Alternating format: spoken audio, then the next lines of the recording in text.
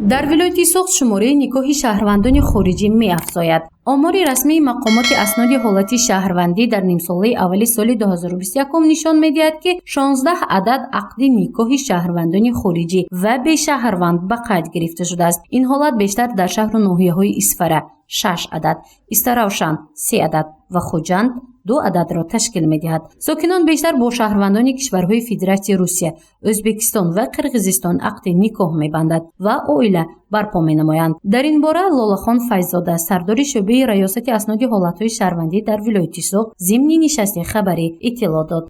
در شهر نوحیه‌های بولوجان و فروخت 2 عدد، 1 عدد شهروند جمهوری ازبکستان و 1 عدد شهروند جمهوری قرقیزستان. استراوشان 3 عدد، از این 2 عدد شهروند جمهوری ازبکستان، 1 عدد شهروند فدراسیون روسیه. اسفره 6 عدد، 3 عدد شهروند فدراسیون روسیه و 3 عدد شهروند جمهوری ازبکستان.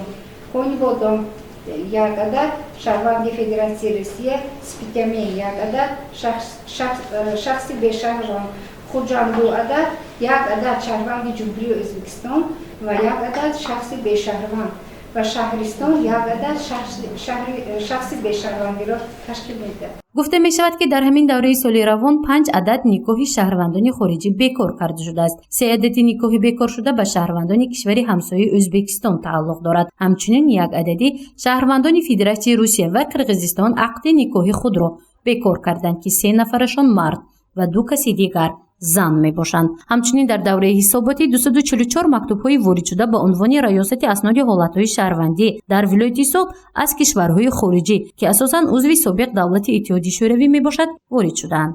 وقتی که شهروندان به شهروند اینجا زندگی کردن، حاضر از اینجا رفته که دیگر شهروندان دیگر مملکت‌ها و رفته زندگی کردن، بسیاری‌هاشون از ما به طریق کانونسیون شهادتنامه تولد می‌پرسند، شهادتنامه عقد نکاحشان رو می‌پرسند و ما با طریق کانونسیون با مکتوب روان می‌سازیم.